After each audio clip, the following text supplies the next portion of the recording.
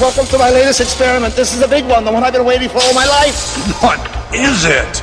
Try to imagine all life as you know it stopping instantaneously and every molecule in your body exploding at the speed of light. Oh my God. The cream will rise to the top, oh yeah. And I am the voice of the voiceless. And there is no one that does it better. The Guy and Harley podcast, streaming all over your face. Perhaps that was the most important part. Can you dig it? Can you dig it? Can you dig it? Pigville on the internet. Hey, bitch. Wait till you see my dick. Wait till you see my dick. Hey, bitch. Wait till you see my dick. I'ma beat that pussy up. Hey, bitch. Welcome along to the Guy and Harley podcast. I'm Harley Neville. I'm Guy Pigden. That was the Yin Yang Twins. The Whisper song. It did sound a little bit different when they did it for some reason. Right. I don't know if you've quite got the tone correct. Right. I guess all about the tone. It's all about the inflection. Right. I'm not sure whether I still need a little bit of work on that. Right. I appreciate what you're trying to do though. Well, I'll work on that. That actually ties in very nicely straight into a topic this week, which is that Liam Hegarty, long-time listener, he said that the hip-hop lyrics at the beginning of the show were not very good. It was not the best part of the show, and that it was too offensive. Ooh. And that it might put off some new people. A bitch. So might put off new people who hadn't heard the show before. They just, it's their first episode. The first thing they hear is, a bitch. I'm going to beat that pussy up. Yeah, well, he might be right. Well, to be fair, I did say, well, you might be on something there, Neil. In this particular episode. But well, no, in all of the episodes, all of my lyrics are reasonably offensive. Your lyrics are way worse than mine. Yeah, but see, I'm doing it. See, now you do your rap lyrics like from the heart. You know, you're serious about it. I'm just saying, here's a lyric. You're legit. Turn it over in your head. You got something that inspires you, and you're putting it out there. And me, on the other hand, I'm a little more tongue-in-cheek. I feel like the lyrics are not as deep as you think. And so I choose lyrics that reflect that. Yeah, well, look, Liam might be onto something, but Liam is a punk rocker. Yeah. So he should really be all for it. So, to quote NoFX, now when I wipe my ass, I wipe from front to back. I don't want no bladder infection. That's about a person, a transgender person, a man who has become a woman, having to get used to having a vagina. Yeah. So some NoFX lyrics. That's what I'm saying. Like, he worshipped the greats too, and they're not always that as deep as all that either. Now, if you guys want to see what Liam's all about, go and check out his band Laura Palmer. You can find them on Facebook and just Bandcamp and SoundCloud and all those places. So Laura Palmer, they're a Melbourne-based punk rock outfit. Yeah. Yep. So check them out. So a lot of things have happened this week, actually. A lot of big things happened. Yeah, more of your heroes are dead. More heroes are dead. More of the people I love have died. Yep. And it seems like we might always have to dedicate a new segment. It's like, who's dead? Yeah, who's dead this week? Who's dead this week? Yeah. And then we talk about, this is a biggie. This is a big one. Yeah. Wes Craven. Wes Craven. Wes Craven, the director of such films as Nightmare on Elm Street, Scream, little film called Scream, the highest grossing horror film in history, and The Hills Have Eyes, The People Under the Stairs, basically just a lot of very, very famous horror films. Obviously, created the Nightmare on Elm Street franchise and one of the most iconic villains in Freddy Krueger, and was just an all-round legend, really. Died at the age of 76 of brain cancer. Yeah. And he was still very active. He did Scream 4 in 2010, but he was very active. Like, he was developing shows. He was executive producing on the Scream TV show, and had a bunch of things in development. So he hadn't stopped working, and it had a sort of a 40-year career. So he'd done pretty well for himself. Hello. Why don't you want to talk to me? Who is this? You tell me your name, I'll tell you mine. I don't think so. What's that noise? Popcorn. You making popcorn? Uh-huh. I only eat popcorn at the movies. Well, I'm getting ready to watch a video. Really? What? Oh, just some scary movie. You like scary movies? Uh-huh. What's your favorite scary movie? I don't know. You have to have a favorite. What comes to mind? Halloween. You know, the one with the guy in the white mask who walks around and stalks babysitters? Yeah. What's yours? Guess. Nightmare on Elm Street. Is that the one where the guy had knives for fingers? Yeah, Freddy Krueger. Freddy, that's right. I like that movie. It was scary. Well, the first one was, but the rest sucked. So, you got a boyfriend? What do you haven't really seen the Nightmare on Elm Street, so I guess you think of him from maybe Scream. Well, I didn't actually know that he did Scream until very recently. Well, when he died, that's when I found out that he did Scream. Yeah. But obviously I knew about Nightmare on Elm Street, and I have seen the Freddy movies. Maybe not all of them. Yeah. But yeah, I definitely know him from Freddy.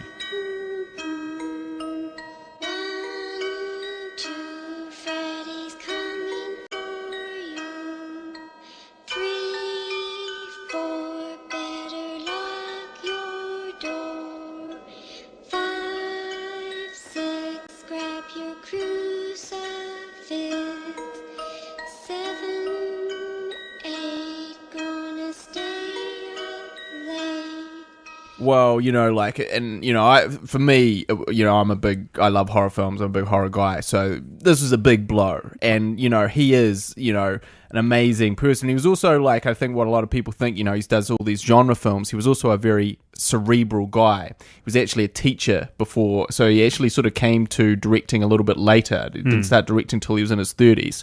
Nothing wrong with that. Yep, that's true. And but he was a sort of a teacher. He lectured at a university, I believe. I can't remember what it was that he did. And then he wrote a script about murdering high school kids. Well, I was just about to get into that. So he had this very, he was an academic, basically. And in fact, he hadn't watched any films till he got to college because he had a very strict upbringing. He had a very strict sort of Catholic upbringing. And he sort of ended up breaking free of all that, obviously.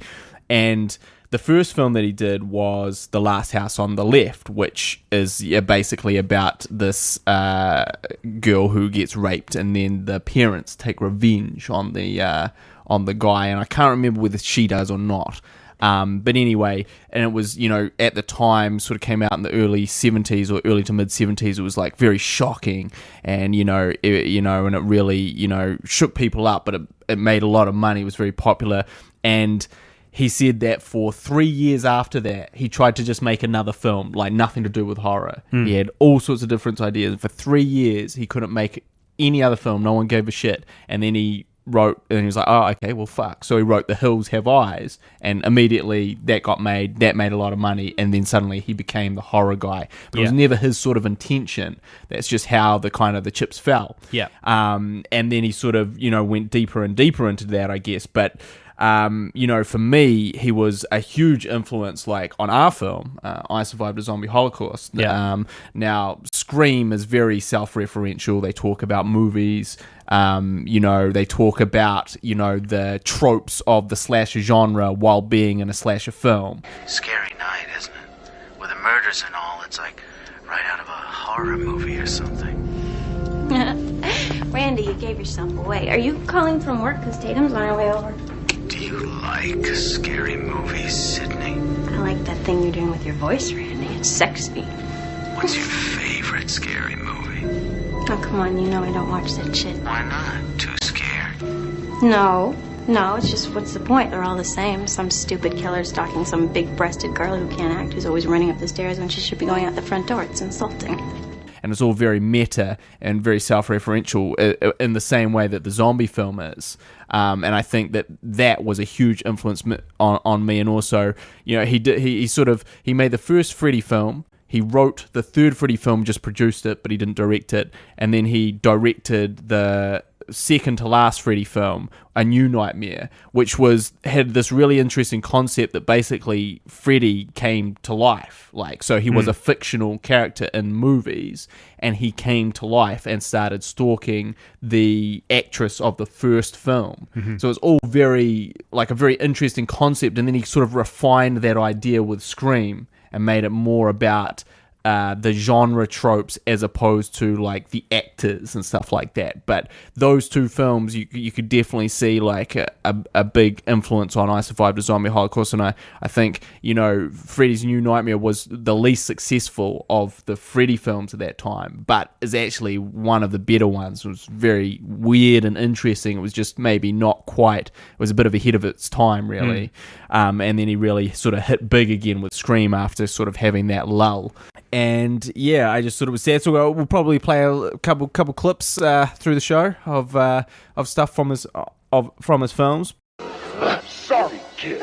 I don't believe in fairy tales. I always thought it was interesting too that he said of Freddy's jersey, the red and the brown together. Apparently, he'd heard in a lecture that they were the two hardest things for the human eye to look at the same time, like the most unnatural, and so that's why his jumper was that color, right?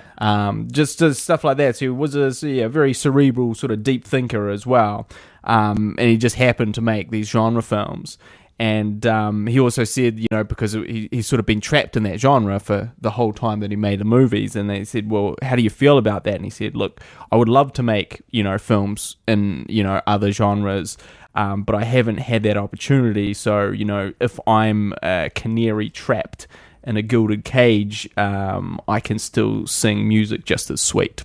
Right. Which I thought was a great quote. And I think was a great way to look at it. He was never looked down on his audience, and he never sort of thought that the horror films were lesser. And I thought that was really cool. So, Wes Craven, I take my hat off to thee, sir. Surely somebody could have flicked him a few $1 million to make a film. I mean, it's Wes friggin' Craven. You'd think if he really wanted to shoot a different genre, I'm sure later in his career he could have done that, right? He did make one film with Meryl Streep, which was like, a drama or something like that, which was good, but I don't think it was very successful. So, Have you seen it? No, but apparently he was trying 14 years to get it made as well before he actually made it. So, he did sort of try, but, it's just like, if they're going to pay you the big bucks to do something, you just say no. But I also did think like another interesting connection, of course, is Scream, who he said himself is he's like, well, look, the first thing that made Scream great was the writing, and he didn't write it. That was Kevin Williamson. Do you know who that is? No. That's my boy from Dawson's Creek. That is the creator of Dawson's Creek. Yeah. So, Kevin Williamson is obviously another well-respected man. You'll be very sad when he dies one day. I will be, yeah. Have to watch a Dawson's Creek marathon. Well, you can because you've got it all on DVD in your room. Well, the problem is they won't have DVD in the, Well, they don't have DVD now. My computer doesn't play DVDs. I know. Well, neither does my laptop. Yeah. So it's actually kind of a problem. This is it, Jennifer. Your big break in TV. Welcome to prime time, bitch. Speaking of DVDs, I sent away 2 DVDs today to long-time supporters of us. So one of them is Dylan Thorpe. He's a New Zealander who ordered the I Survived a Zombie Holocaust DVD, ordered it to our place, and then we signed it, and I sent it away today. And another one is James Graves, who's a US listener who wanted a DVD copy of his own, and he same deal, got it sent here, we signed it, and posted it away today. So. Thank you very much, guys. Thank you very much for this. I mean, that's above and beyond, especially to be in America and to have it sent all the way over to you. That's pretty dedicated. So thanks a lot to both of you guys. Yeah, thanks, guys. And that is a thing, by the way. We can send signed DVDs to people. Yep. Just PM me. Yep. Get a hold of Harley. I also will say that obviously they have quotes from people whenever someone dies, they normally have quotes from relevant people. Well, you'd think they would. Yeah. And so I was like just scrolling through like another gem of a New Zealand Herald article. Yeah. And so they like Wes Craven dead, etc., etc. And then they had some quotes from people, and they had one from Rose McGowan, who was an actress who has actually been in one of his films, who said, thank you for being the kindest man, the gentlest man, and one of the smartest men I've known. Please say there's a plot twist. # Wes Craven. Mm-hmm. Okay, that's fine. It's all right. Makes perfect sense, right? Okay, but this was the other person they quoted. Depressed Darth Vader. Rip Wes Craven, may you live on with the Force. Now, who the hell thought it was relevant or in any way interesting? Who is this guy? So just a random Twitter. I follow Depressed Darth. He's basically, I think he's a kid, maybe a college kid, maybe a high school kid even. Yeah. Who just basically posts Star Wars stuff. Yeah. And like pretends to be Darth Vader to some degree or another, right? That's his gimmick on Twitter, right? Now, of all the people that could have something meaningful to say about Wes Craven's death, the New Zealand Herald journalist picked out a fictional character talking about a fictional thing, the Force, and used that as like, millions mourning the loss of Wes Craven, Darth Vader being one of them. Yeah. What the fuck? Yeah. That is terrible. Yeah. There's just like, it's honestly like they just like looked, they didn't even look into Twitter. They didn't look up anything on Twitter. They literally looked up the # Wes Craven and copy and pasted the first three. Yeah. And Depressed Darth happened to be one of them. Yeah. Well, this whole thing nowadays where journalists using Twitter quotes. They're using Twitter quotes. They're random fools. Well, not just that, but just from anybody. Like they're reporting on the news of people tweeting stuff. That's not news, like that's not. What are you doing? Yeah. God damn it! What is the world? We are getting dumber, and this is idiocracy is becoming a real reality. Thing. It's become a fucking documentary. It's going to be a classic. That film. It is. At some point soon. It's going to be a classic. But it's like you can't quote a fictional character. You can't quote a fictional character. Yeah. But anyway, a legend is dead here. New Zealand Herald. A legend is dead. An iconic director, one of the greatest horror directors of all time, perhaps the greatest, and you're using a quote from Darth Vader. Yeah. On Twitter. Not even the official. Not Darth even Vader. real Darth Vader. Darth Pretender. So, and do you have anything to say about The Muck, your favourite film, The Muck? Well, that's another thing I guess we should mention is, we dedicated an entire podcast to me bashing Muck, which is not great, very terrible horror film. But in it, one of the jokes was that they were living in this area called West Craven.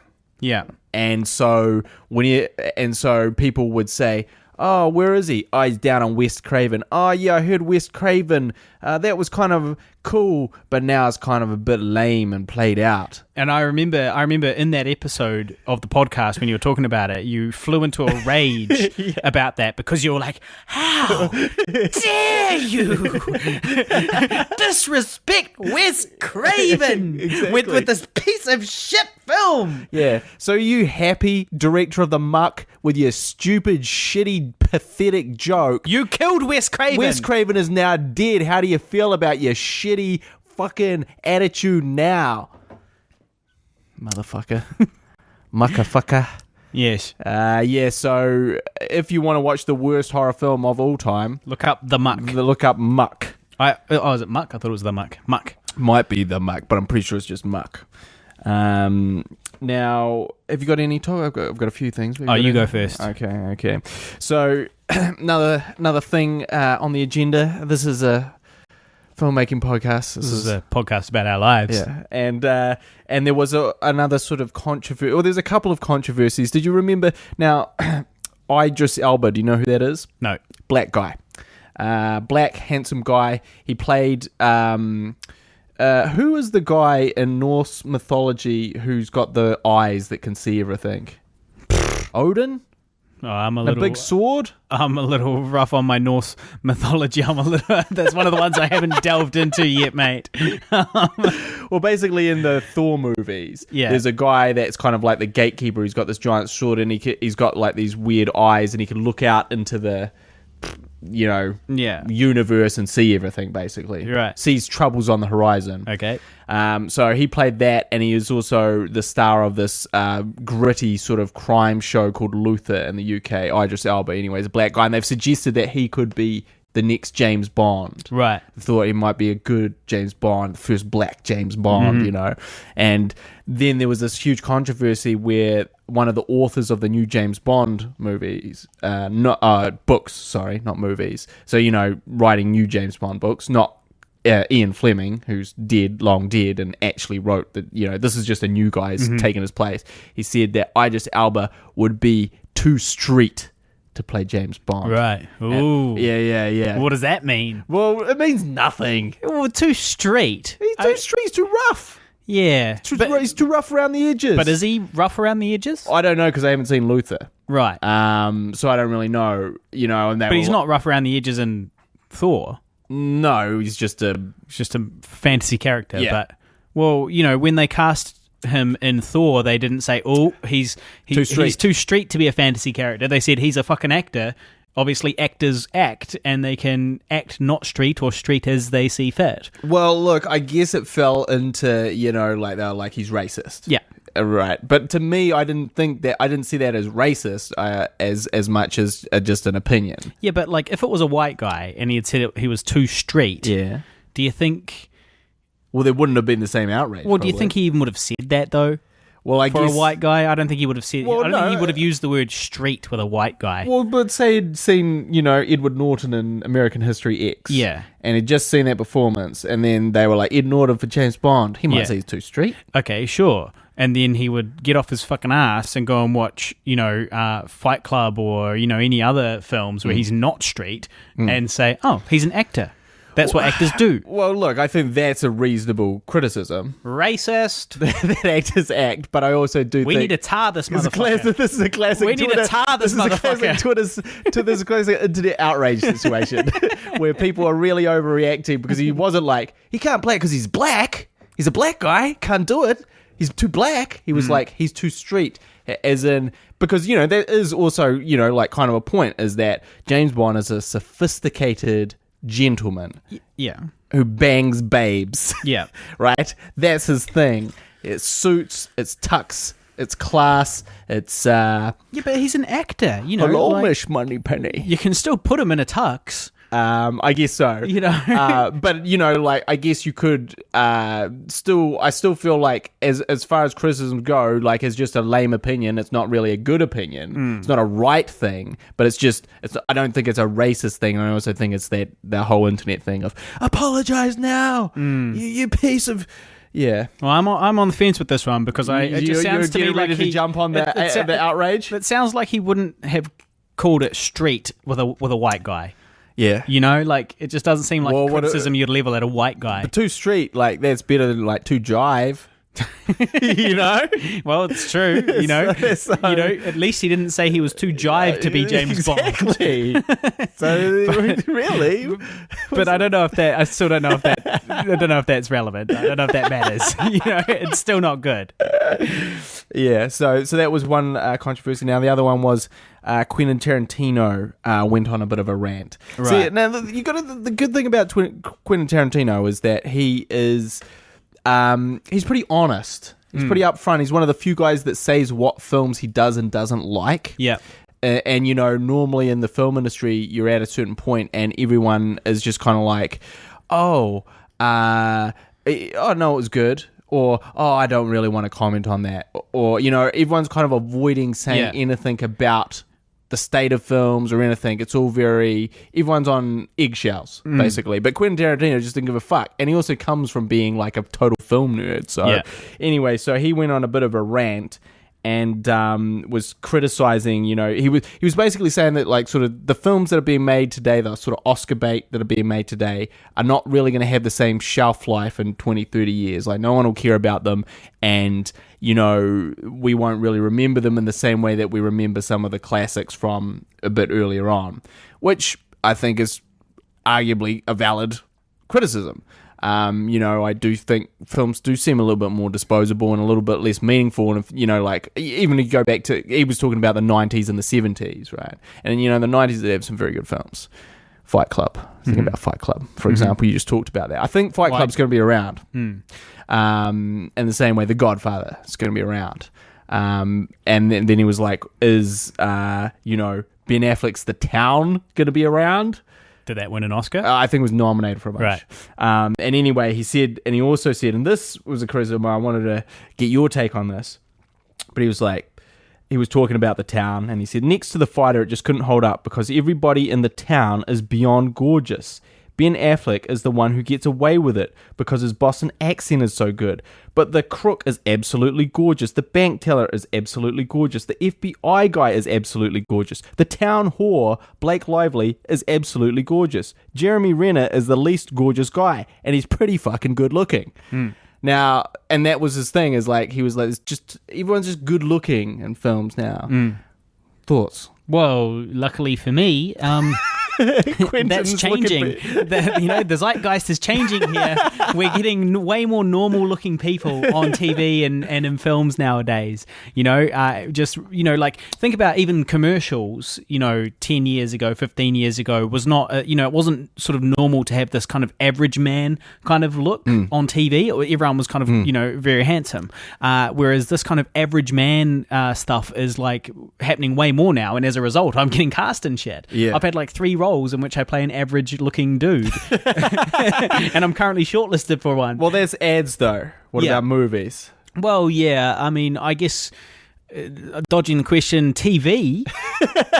You dodging the question. There's so many there's lots of really like average-looking people in Game of Thrones, Orange is the New Black. All of the they're kind of going for that real life-ish kind of look. Not everybody's all super handsome, and then movies.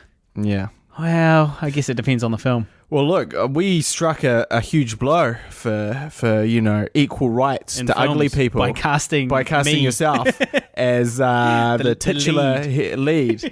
But I will say, look, I kind of agree with.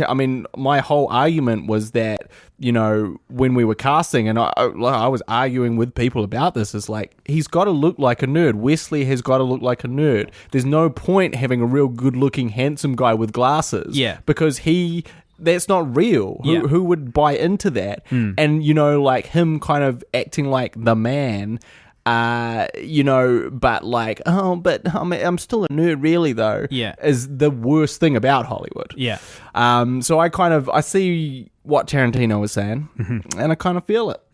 I do think we could be casting a bit more average, and Pigville will rep. We'll do that. We'll rep that hard. You cast yourself in the lead in Older. Exactly. In our second feature film, Older, which you can find on Facebook. Cast himself in the lead. Well, the whole idea is to cast one good-looking person around a group of other people. Right. Well, you do look very handsome in Older. Oh, thank you. Looking, you've obviously you worked out for that role. Worked out, dropped some kgs. Yep. Got your hair did. And had a shave. Yeah. So got a tan. Got a fake tan. Yeah, that's right. He was fake tanning every shoot, Yep. or not every shoot, but every week or so. Yep.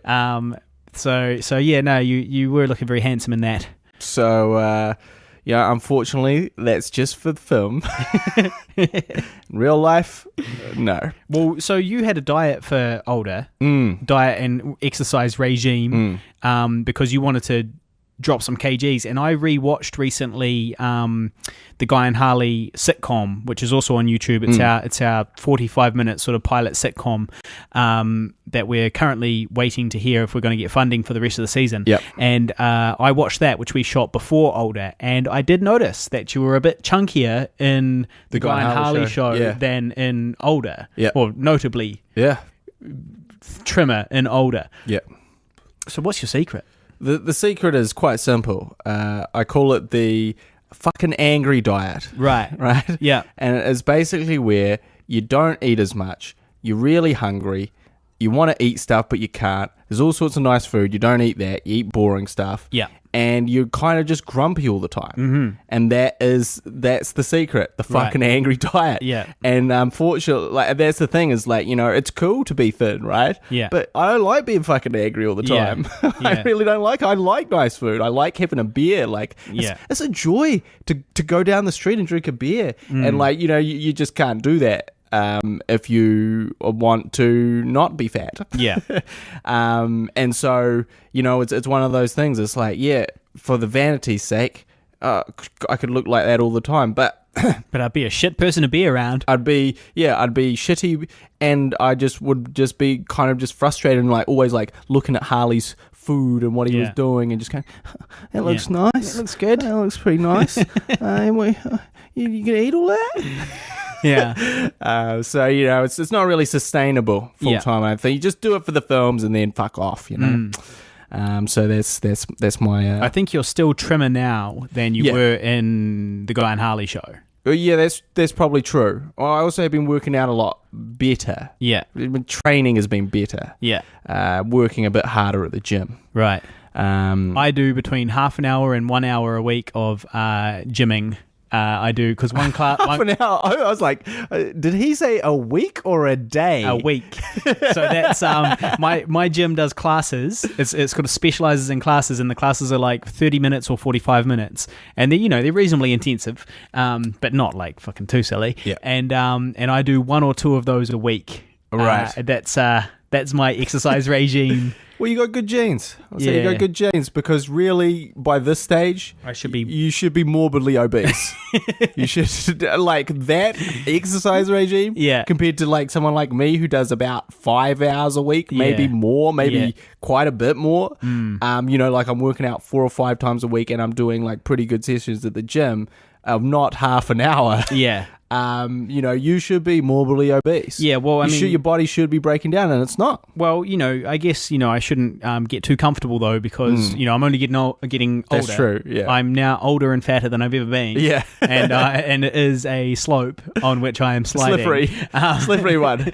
And But that being said, I have noticed, I feel like this half an hour to 1 hour a week, actually, I actually kind of, like, I actually feel better than I felt, you know, before I started doing that. Because, you know, I think about that. I'm like, for instance... While you're at the gym, furiously pumping away. But even, like, you know, like, I don't do heaps of cardio or anything, but it's like, your cardiovascular activity must be really minimal. You must be, like, really unfit.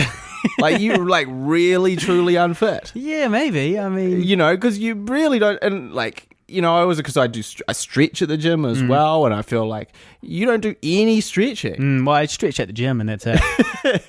Before Half and after. Hour, before and after. Yeah, before one and after day a week. Yeah. You know, like, it's like, you must be, like... In my head, or just for me, of how it would be, it would just not... It would not work for me. Well, look, I think here's the thing. 1... Maybe I do have some decent genes. Yeah. 2, I walk more than you do. You're not really a walker. That's true. You drive to the supermarket. It's like 2 blocks away. Yeah. And also, my portion sizes, when I eat, I don't necessarily eat the best thing, but I don't eat massive portions. Don't eat much. You know, I don't eat a lot of food. And that's the key. And I think that is probably the most important thing with regards to why I have not... ballooned. But you know, give it time. Give it time. Well, it's early days. It's early days. Yeah, okay. So you got anything? Well, you know, we've got this old flatmate, Jim. Jim, his name. Jim. And like, we didn't know it when he moved in with us. Yeah. But he's a racist, misogynistic. Well, I don't know if he's racist. He's misogynistic, definitely. Yeah. Right wing, sexist, right wing, religious nut. He's a nut, and we didn't know it when he moved in. But the thing is, he's the worst type of religious nut too, because he claims to be like this Christian, and yet actually he's a womanizing misogynist who is probably, we think, actually gay. Yeah. And so anyway, Do you think he's gay? Yeah, well, I don't know about it. No, because here's the thing. This explains it all. Okay. Right? So basically, I can't remember this. we found some discourse between him. He moved to America. This guy. That's right. We found some discourse between Jim and this guy in America, whose name was whose screen name on not eBay. What's that one that they use? That one.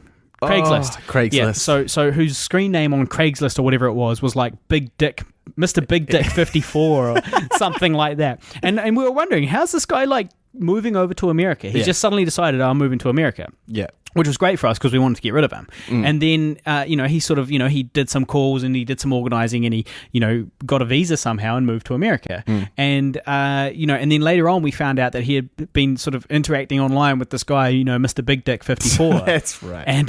And that it kind of very much looks like, he's... For payment. Well, yeah, it seems like, because I think like he had worked on farms for a long time, this guy Jim, and I think basically he got himself the work visa from some farm owner who, wanted to fuck him. Yeah. And so, he's over there like choking down a big one in order to get the visa. A big dick 54. In order to work on this farm, in order to have the visa to work on this farm. Yeah. Something like that. Yeah. Now, it all makes sense. It all makes sense because this guy really, he's popped up in my radar lately. People have been sending me stuff that he's been posting online and stuff. Jim we're talking about? Jim has been posting stuff online. Right, yeah. So the other day there was a sort of a meme on a Facebook page that was like talking about all the stuff you have to do to date a woman, Yeah. And then Jim commented, "To be fair though, only about 10% of women are worth dating. Most of them have seen more dicks than a Dutch brothel. 90% can't cook or clean, will never earn enough money to support themselves or their single-parent families. And finally, we have a movement which normalizes fat, disgusting land whales taking away what little value the 90% of women have left, which is their looks." Now, this is the guy we used to live with. We used to live with this guy. We had to live with this guy. And, he's just horrible. And now he's popping up. We've got this whole humanitarian... He's a terrible human being. There's nothing more to say about it. And, the more that you find out about him, like... The worse he gets. The worse it gets. But it also did, I think his mum was some type of prostitute as well, which kind of leads into his woman hating. Yeah, well... Or his mum left his father for another person, and his father was like, "Yeah, your mum's a whore, son." Yeah, I think there was definitely he definitely had some issues with women from a young age. Some early demons. I think he feels like women destroyed his family. Yeah. So now he's popped up on my news feed again. Right. Because there's... Is it time for the block yet, or no? The block? The block. No, I'm not really a blocker on Facebook. Right. I just my Facebook's very what's the word, like democratic, egalitarian. People can just say what they want. That's all right with me. I'd like to block him because he's a dick. Yeah. But I can't bring myself to block him for expressing his opinions. What is that? That's a dictatorship. It is Facebook dictatorship, and I won't have it. So he can say whatever he wants. But that's how Hitler started, But so he's saying that we shouldn't let any more people into the country with this whole humanitarian crisis over Refugees in Europe, the thing, refugees and stuff. He's basically saying we shouldn't let them in, and that I'm an idiot for being left wing, and that this one time in Sweden, a refugee raped a woman, right? Like if we let in immigrants, we'll have Sharia law, and basically just citing these little one-off incidents and painting all refugees with it. Yeah. When really, if you do the the research, you'll see that when immigrants come into a place, the economy goes up. 99% of them aren't criminals and rapists. But like any population, there is going to be some people, sure. But it's the same with the people that live here. There's rapists that are native-born New Zealand rapists. Yeah, we've got plenty of native rapists here. Yeah, we do. But basically, he's one of these dense idiots that you just can't get through to, and there's just no point arguing with him. But yeah, this guy's been popping up a lot on my news feed lately, and I just thought I'd read out that little rant he had against women. Jimbo. Because he hates them. And the reason, it makes sense. It makes sense that he is a closet a closet homosexual because, you know, he hates the world. He's so angry about everything. He hates women, and he probably loathes himself for feeling this way about men because he's from a small town in New Zealand, like a very small bumfuck farm somewhere. And so, you know, it just makes sense that he's projecting his own loathing towards himself out into the world around him and against women and all that stuff. You know, why aren't I attracted to you? It's your fault. You know, so yeah, it makes sense. And my advice, if you're listening, Jim, is just to come out, bro, because I really feel like once you come out, you'll be a happier person. Like my advice is to read a couple of fucking books from cover to cover, not just one tiny article on stuff. Because, you know, unfortunately, you're basing your opinions on like kind of anomalies that, you know, in the same way that climate deniers will base their arguments around one tiny article by one crazy scientist that has been paid to talk nonsense. And then they'll cite that and go, see? Climate change doesn't exist. You're all crazy. You know, it's all been blown out of proportion. And then it's like, well, yeah, no, but like this is like now something agreed by 90-something% of scientists. Yeah. So now why, you know, so you selecting out of the 5% that are paid by an oil corporation to talk, you know, to kind of spread misinformation so they don't look terrible is not working. You know, you have to take in, you know, everything. You can't just take in the things that kind of benefit misogyny and sexism. I didn't really know that people... I mean, I knew there must exist people like that must exist in New Zealand. I knew they must exist, but I guess, you know, you never really meet them until we met this guy. Yeah, I fully, you know, too. I was so shocked into our home to hear, like, you know, he was talking about, he was like... you know, he's like, you know, talking about women asking to be paid the same as men. He was like, what's the point in that? What's the point of that? And I was like, well, equality? You know, like we're all human beings, so we should all be treated the same no matter which gender we are? Yeah.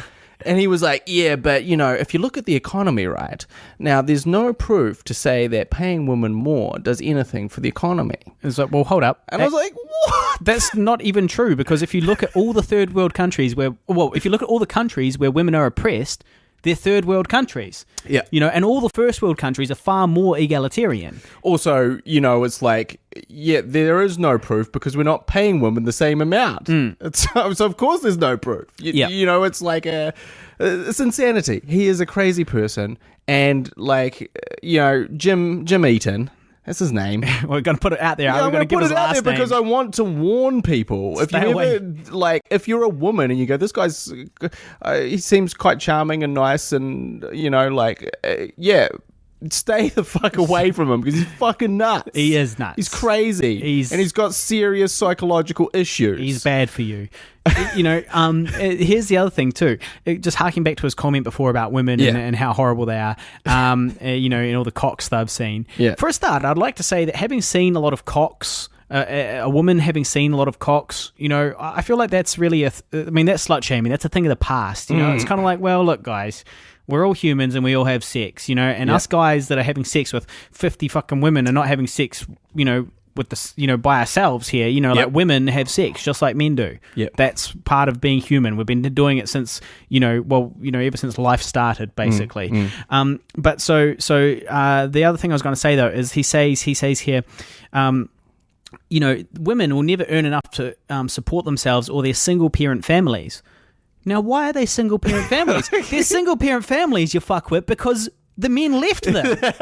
You know, the men fucking made a baby with them and left, you dumb shit. Like, that's a man problem. That's not a woman problem. The woman is raising the kid that the man abandoned. Like, what the fuck is wrong with you, man? You know, Jesus Christ.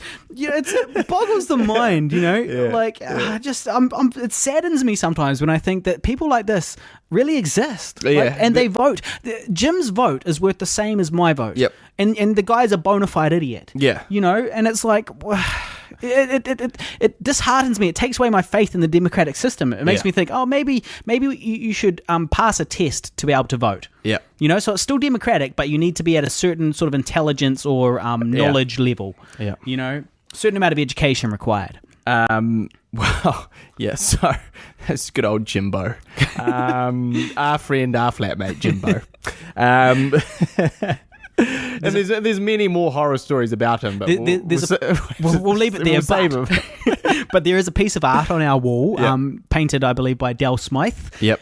Who and on the art it says something. It's got like "ladies first." The words are written like "ladies first," and these other kind of like affirmative female sort of statements and phrases. It's just a very small piece of art, just on the wall. And I remember he was not happy, not feeling that about that piece of art that seemed to empower women. It was not happy at all about it. What's up with this on the walls? Ladies first. So it's crazy. He's crazy. Now I also wanted to talk. I've got another topic. Now this is we're going to reopen a new segment of ours. Reopen a new segment. Well, it's new because we're reopening it. That's good use of the language there, buddy. I'm quite sleepy. We had to take a little pause. Yeah, we didn't tell you this, but we fucked up. We lost 20 minutes we were talking to ourselves for 20 minutes before we realised that it stopped recording. We lost some gold in there. Some golden jokes and what have you, and now we've come back. It's 2 days later, and it's the last minute. We've got to get the podcast up. It's actually Sunday. I've got to do it at work now, and I'm very tired. Haven't slept much over the last couple of days, and you got to look forward to doing some editing of this editing and uploading of this podcast, and 10 hours of work at the same time. Yeah. So that's why I'm fucking up my words. I tell you. All right. Yeah. So no sleep. I tell you. Cool. So we're reopening a new podcast. Go. Which is Are we ready? We're going to play the theme. The Troll Holl. Now, sometimes we like to read things that mean people say about us. On the internet. And, this is such a time. And, sometimes, basically the zombie film has gone wide. It's gone wide in America. Yep. And so we've got, now people writing in from America about it. Suddenly everyone's an armchair fucking critic. Keyboard warrior. I downloaded this illegally. Now I'm going to express my opinion about it on the internet. Yeah. Not only am I going to fuck you by downloading your movie, but I'm going to fuck you by telling everyone it's shit. Yeah, it's a real problem. So... And I guess there's a couple of interesting things. One of the interesting things, because, this really comes back to trolling in general and the haters. The haters, man, the haters. And now I heard a very interesting thing on a podcast where they were talking about, like, oh, everyone wants to insult everyone else on the internet, blah, blah, blah. It's a bad culture, blah, blah, blah. And the guest was Tim Minchin, who's a comedian. Yeah, excellent comedian. Your bum boy, Tim Minchin. My homie, Tim Minchin. The guy that you love to jerk off to on the rigs. No, actually, I jerk off more about George Carlin. Right. Only sometimes Tim Minchin. Yeah. George Minchin. Carlin, may he rest in peace. May he rest in peace. 70-something-year-old George Carlin, may he rest in peace. I jerk off about him more than Tim Minchin. Right, but still jerk off to him a little bit. They are both great thinkers that need, a bigger audience. Well, anyway, he's got a pretty big audience. Well, a bigger one. There's so many people out there that need to listen to Tim Minchin and George Carlin. Well, anyway, he did have a good thought. So they're talking about these haters. And he was like, yeah, but the thing is, we're coming from the perspective of being a winner. And I was like, oh, I never really thought about it in that perspective. Like, oh, I like having my ego stroked. Well, not so much, that, but it's just like, it's one thing to be successful at something or successful enough to be commenting on your things, even, and it's another thing to have never, ever done that. And to have simply looked at it from the other side of the fence going, fuck you guys, I'm in a job that I hate. I'm not following my dream. I was never good looking enough to be an actor. I was never creative enough to be a writer. I was never the thing that I would have loved to have been. And then I see these people that are the things that they want to be to one degree or another. And, and I don't like what it is that they did. And I can't do even that, and I'm fucking pissed off. So I'm going to go on the internet and rant and rage about it. Yeah, and I guess I never really thought about it like that. That, like, you know, not only are these people, you know, they're just, you know, they're commenting because of the internet and there's no repercussions and it seems like everyone's not a real person. Yeah. But they're also because they're fucking sad, pathetic human beings. Yeah, well, they're losers. And I actually read an article recently about it saying that the people that posted a lot of hate online really were losers that couldn't get laid, and like it was a gaming it was a thing about gaming, right? And it was like, which gamers are mean to women, specifically women, when gaming, you know? So if they come across a girl gaming in the online sort of multiplayer world and they start, you know, sexist rants and, you know, calling them names and all that type of stuff, they did some sort of survey and they managed to, and they got in a bunch of people and sort of, I can't remember the specifics of how they did it, but basically the conclusion was that the guys that were being really mean to the women online, they were all, single losers that couldn't get laid, basically. Whereas, no, not just that, but they were also bad at gaming. Right. The guys that were really mean to women on the games were also really terrible at gaming. And the guys that were good at gaming were actually quite nice to the women. And had sex. And probably had sex sometimes. So they didn't have sex either. Yeah. Let's be realistic. Let's give it right. Let's not go too far. But I guess the point was that they, these guys were, more like success makes you more likely to be nice to those sort of under you that are still trying to make it, whereas when you're a loser at the very bottom, you just want to fuck everybody, and so it's probably the same principle. Yeah, so I never really looked at it like that. I never really thought about it. I just thought we were all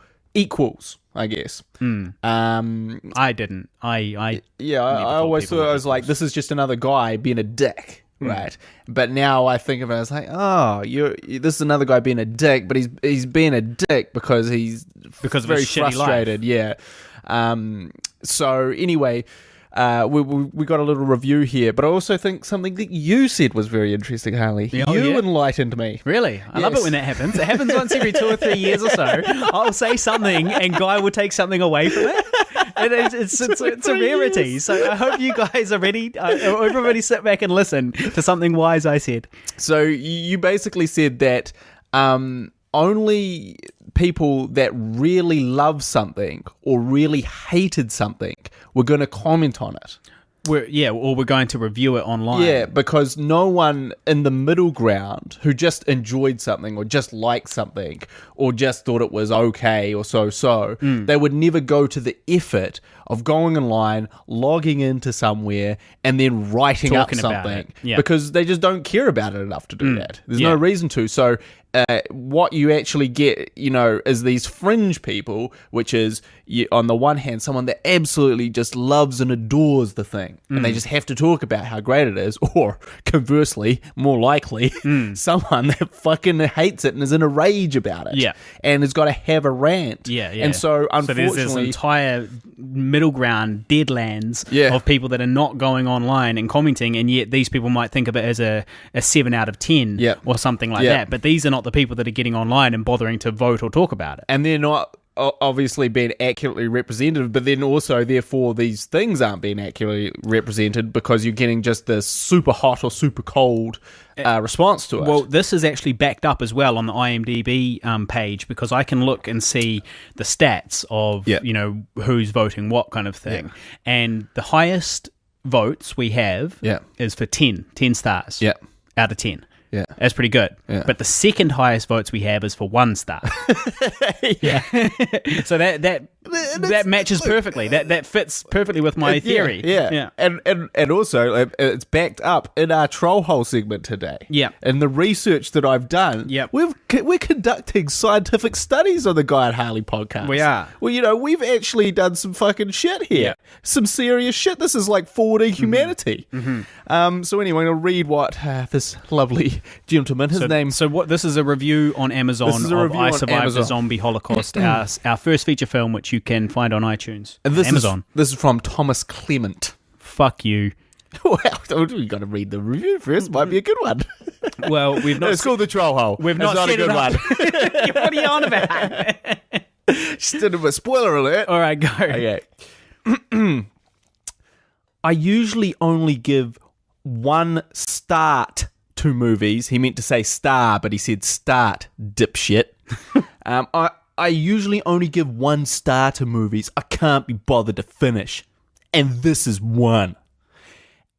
As this is a zombie movie, it takes forever, with multiple E's to accentuate that. He wrote multiple E's to get to the actual zombies, the real ones, not the actor zombies. There is a long slog of character development which should have been cut. 3 cuts. He wrote 3 cuts, as most of it is boring and leads nowhere and pertains to characters who are neither important nor compelling. The acting is fine. Yeah. And there's a couple of chuckles. Gore is okay, but overall, the movie wants to be a comedy but lacks the basics of setup, timing, and payoff. By the time the film was where I thought it was wrapping up, dang if it wasn't only halfway finished. Did they even hire an editor? Question mark. That was his review. That's 1 his star, review. by the way, 1 star. Now, so he gave it 1 star. Now, firstly, 1 star. If the acting was fine, Yep. and The gore was okay. and if it had a few chuckles, and if the gore was okay, that's a 3 at least, That's right? a 3. Well, it's 2. 2 and a half. It's certainly not a 1. It's not a oneer. 1 is completely irredeemable. Bad everything bad. Yeah, everything terrible. So fuck you. What's his name? Thomas Clement. I'm gonna find your ass. Yeah. Secondly, he said something else there. Do they hire an editor? The hiring of the editor, yes. So yes, we did. And we spent $10,000 shortening the edit. And then due to things that were beyond our control, the powers that be, the version of the film that got released in the States is 6 minutes longer and not trimmed up as much as the definitive version, the director's cut. Yeah. And so this guy watched the version of the film because he probably pirated it. Oh yeah. Well, he is on Amazon, so maybe not. But so anyway, like the version that's out in the States, the version that 100,000 people have downloaded on Pirate Bay or Yiffy or whatever, is 6 minutes longer than the definitive version. So he watched that version, and yes, we did hire an editor, but you watched the wrong version. Also, he says the $10,000, man. Jesus. Squandered. There is a long slog of character development which should have been cut. No, character development is very important, Thomas. Yeah. It's the reason that you care about your characters. And it's the reason that you want to see them survive or not. And so... I don't want to see you survive, Thomas. If you... Just quietly. If you cut out that, you cut out the heart of the story. I'm going to cut out your heart, And Thomas. a good story needs heart. So give us a break. But look, I wanted to explore the psyche of this man, I was like, who is this guy? So I clicked on his profile and I saw some other reviews. I'm going to read a couple of his other reviews. Okay. So this is just because, I was like, oh man, who is this guy? What is he about? He's written like 60 reviews of products on Amazon. He's an avid reviewer of products on Amazon. He's a lonely man. Just think about that for a second. He's a hobbyist of writing reviews, and they're all completely random things as well. It's not even like... So this was... and also I will add that most of them were either 1 star or 5 stars, as you mentioned, the classic. Either hit the 5 or the 1. There's our research for you. Yeah. So anyway, this is his review on a can of tuna. Chunk, because this is called Starkist Chunk Light Tuna. Okay. 5 ounce cans. Okay. Okay. Chunk? More like gruel or sludge. There isn't a single chunk in this tuna. My wife emailed them to complain, and with the sterling customer response you'd expect of a company that mislabels its products, she received 0 response. Of course she received 0 response, you idiots. They were like, this is a can of tuna. What is this guy talking about, a can of tuna? Why did he buy his tuna on Amazon? Isn't that weird? Who buys tuna on Amazon? Now this is his next review, which I like this one too. Did he give it 1 star, that tuna? 1 star for the tuna. 1 star for the tuna. 1 star for Starkist chunk light tuna. There's just no impressing this guy. So this one is for Osteo Biflex Triple Strength tablets. Okay. Well, look, it makes me happy to hear that he's got problems with his bones. That's good. Fuck him. Now, so here we go. Are they effective? Well, as a doorstop or a replacement for a 45 bullet possibly, but as a pill that one can actually swallow? No. I can take a handful of pills in one gulp, no problem. I can take a dick in one gulp, here we go. no problem. But these are rather large even for me. My wife, on the other hand, for whom I purchased these, is one of the millions of people who have trouble with pills. The smaller the better for her. Well, it must be easy sucking your dick, Thomas. Yeah. These things are huge. It's not the length, but the height of the thing. So cutting them up doesn't really help. Nor is it made easy, as the pills have no cut line. The pills don't have a cut line, Harley. Making a pill that's too big for many people to swallow is very odd manufacturing decision. Why not just make it half the size and double the necessary dosage? Well, I'm sure there's reasoning behind it, Thomas. I'm sure there's some sort of reasoning. I'm sure that people smarter than you, making the dosages, have thought of some reason why. But thank you, Thomas Clement. So that's our section of the Troll Holl. So the question is, did he Should I reach out to him? Well, should I send him this episode of the podcast? But he's going to give it a 1-star review. The podcast? Yeah, he'll give the podcast a 1-star. We'll give it a 1-er. Well, definitely we'll give it a 1-er. Yeah, it's a tough one. Yeah, and then he might even sue me for trying to say that I want to chop his heart out, and I hope he dies, and I'm glad he's got problems with his bones. What is America? Yeah. Yeah. Well, they have America. They have no power here. So I've actually been I've turned over a new leaf with my commenting on YouTube. Right. And what I've started doing is I've started replying to every single comment on YouTube on any of our videos. And this is not a new technique. This is something that like all the smart people have been doing for years. But basically, the idea being to sort of keep that interaction up, keep them coming back, keep other people join in the conversation, yada yada. So I've been doing that a lot lately, and I won't lie, there's been a lot of haters. There's been a lot of people very unimpressed with our work. A lot of people that just have really nasty things to say. Like a lot of them. We're talking like if I answer 10 comments, 9 of them are negative. Right. And so, but I tell you what. Due to my wit and charm, I have turned a lot of them around. You've converted quite a few. And I've sent them over to check out the trailer for our second feature film, Older. You can watch that yourself if you're on YouTube. Search Older Pigville and you'll find it. Yep.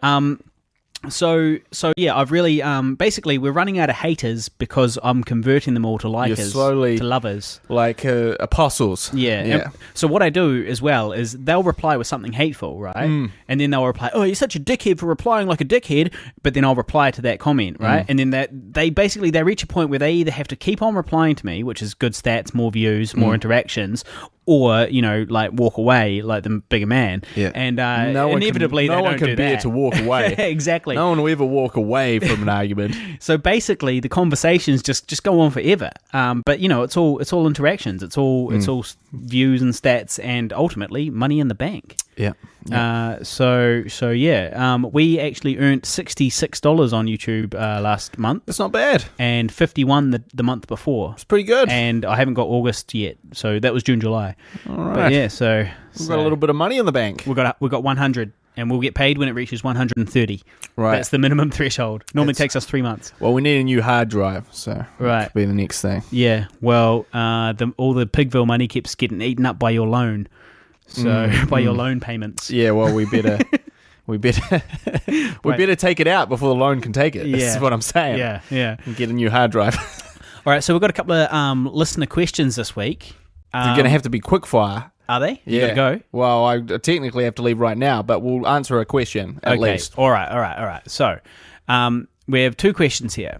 One is from Chris Hanlon. Now, Chris does a podcast called the New Zealand Filmmakers Podcast, and you should look that up. And he interviewed me last month, and it should be out sort of this month or next month. So keep an eye out for it. It was a really good interview. It was possibly the best one I've done, but I haven't heard it yet.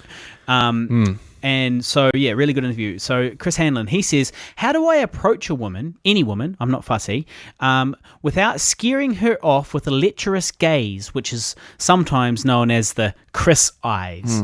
So, what are your thoughts there, Guy? How do you approach a woman? Well, look, it's tricky. My advice is just not to do that. But if you have to, if you absolutely must. Yeah, look, I think it's I think those eyes only get more pronounced the more you drink. Yeah. Yeah. So, at the start, they're probably, you got 10% Chris eyes. Yeah. You might think that it's like you're at 50 or 60%, but actually you're only at 10%. Yeah. In your day-to-day life, you're just at 10% Chris eyes. To the woman. Yeah. But if you then have some drinks, 1 or 2 drinks can really spike that. Yeah. And you'll be hitting, and then when, say 5 or 6 drinks, then you're really hitting that breach. That, 100% Chris eyes, that's really, they're really uncomfortable. Everyone is uncomfortable.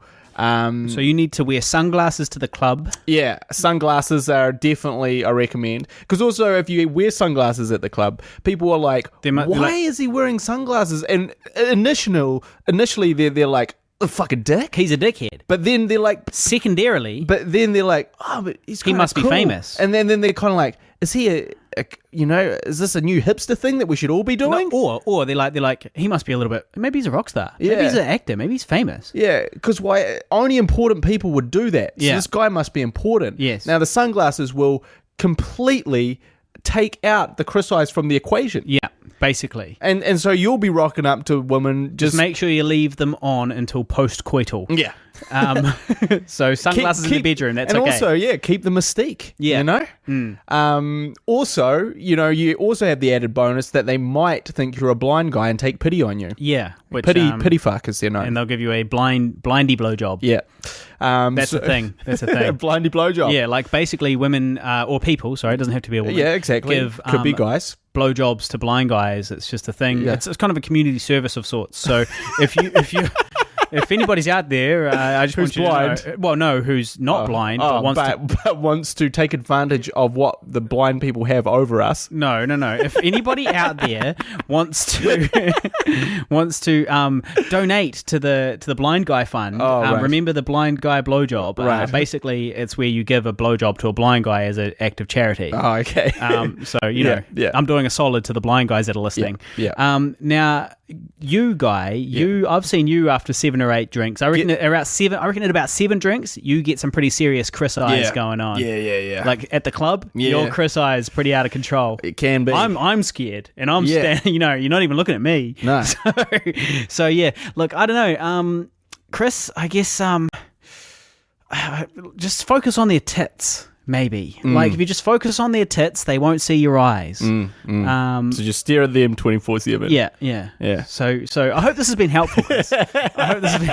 Another quick one. We've got time for one more? Yeah, we better do it. We've got to do it now. Okay, we've got another quick one here. This is from Will and Moni Fleming. Now, Will Fleming, he does a podcast as well. I'm pretty sure, I'm going to go out on a limb and say it's just from Will Fleming. Yeah, well, yeah, I guess you're probably right. His wife probably does not give 2 shits. And never will. All right, you might be right. About our podcast. Okay. Well, Will Fleming does a podcast called the New Zealand Entertainment... No, sorry, that's the other fellas. New Zealand Entertainment Podcast, also a very good podcast. Will's podcast is called the It's called Podfellas. Podfellas, of course it is. He's actually got 2. He's got another one as well, but that escapes my mind right now. Okay, so Podfellas. Yeah. So check that out. That's very good. They interview Guy and I both separately, so there's a couple of episodes there of basically Guy and I as individuals. In-depth thoughts. Not relying on each other. Very good. No stupid riffing. Yeah, so look that up, Podfellas. But so anyway, Will Fleming, he says, I'm in my 30s and I'm searching for my why in life. You know, how do you even know what you're good at? And how do you turn that into money? Is it even possible? Well, what do you think? Well, look, I think that finding your why in life comes from trying a lot of different things. Now, I personally am very lucky because I sort of stumbled across this filmmaking acting thing alongside yourself, Guy, very early. You know, we were 16 when we started, and so you know, I often consider myself very blessed in that sense because I found what I want to do very, very, very early. But I do think that you know, it could have gone a different way, and I could have said, I'm going to go. I remember when I was a kid, I wanted to be a pilot, for example, you know, and I was like, I'd be a pilot. Found out that to be a pilot, you got to be good at physics and maths and ideally a little bit taller. And suddenly you were grossly underqualified. Yeah, basically. No, seriously, I did sixth form physics. I did sixth form physics with the intention of being a pilot, sort of. And I very quickly, within the first month of sixth form physics, I was like, nah, fuck it. Realised your dream was over? It's like, this is just dream of not realistic. The dream of becoming a pilot was really just to crash dust. Yes, and so but anyway, I could have easily gone off on that silly tangent and tried to pursue that, you know, and it would have been a dead end, obviously. I simply don't have the mental faculties. Yep. You know, if I'm honest, and so you know that could have been a whole lot of time wasted in my life. But I do think that if you're unsure what your calling is, well, you know, basically you've just got to try a whole bunch of different things. You know, obviously you'll have a feel of what you're kind of interested in and pursue those things and find out which one sort of makes you happy. It's hard because, you know, actually you do speak to a lot of people that are our age and they're like, you're so lucky that you found your thing because we don't know what our thing is yet. So it's a very common issue. Yeah. So you're not alone, Will. You're not alone. And also, you know, like, even if you find it, like, you know, because that's the thing is, you know, there's a lot of pie in the sky dreams. You could say that being a filmmaker is a pie in the sky dream in a way. You know, if you think about the successful to non-successful ratio. And, you know, so... And also kind of people tend to draw towards certain things that are like, you know, unfortunately there's not enough people saying, man, I'd love to be a guy that studies cancer and comes up with cures, you know, and that sort of, those sorts of fields are not championed in the way that fucking being an actor is, unfortunately. And even like, you know, again, like sort of a few generations ago, being an astronaut was this amazing thing. And I don't think now it's given that same respect, although it is completely deserved and should be. But, you know, unfortunately, like helping people, you know, jobs where people help people or do things... They're not valued in our society. Unfortunately, and yeah, there's a bit of a problem with society as a whole leading that way. I think it is hard to find what you really want to do. And I think you just have to kind of lean towards the things that on any given day, you're like, what made me happy this day? Like, what today made me feel just good? Like, good about myself, good about the day I had and what I did in it. And I think, you know, when I'm like getting depressed and I, you know, sort of feeling down, I can very quickly point to the fact that I've gotten less and less productive. Like I haven't been doing enough writing or I haven't been... And that's caused you to get a bit down. Editing or whatever. And so I feel like, you know, my soul starts... And you know, I remember, you know, I used to work at the airport and Wellington and all those jobs sort of. And like I just, at the end of the day, you could feel your soul screaming, just going, what the fuck are you doing? Like, why are you doing this? Like, you have just wasted this whole day doing this thing, but it's not your thing. And I think we're all actually kind of trapped in that a little bit, and it's about sort of managing your time and negotiating it to a point where you can do more of your thing through more of the day to make you more happy. Yeah, well, it's like, I can't claim this quote as one of my own, but I don't know who did it originally, that sort of pursue what you're pursue what you're passionate about, and the money will follow, and I think that is true of any field. If you pursue what you're happy about, sort of passionate about, and get good at it, well, money is going to follow. But I do have a short answer for you as well, Will, as to, how do you turn that into money? If you do find what you're passionate about, how do you turn it into money? Well, I'll tell you how.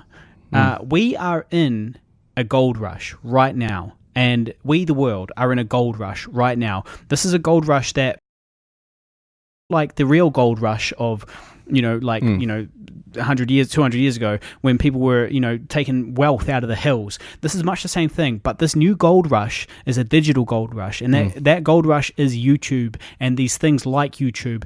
There are people making millions of dollars from doing what they're interested in, making videos of it, 2-minute videos, putting them on the internet. There's a whole, right now is a time of opportunity to start getting your content and your videos and your ideas out there for people to watch. And, this is very serious money that's being made. We're digital prospectors. Exactly. We are digital prospectors, and you can be one too, Will.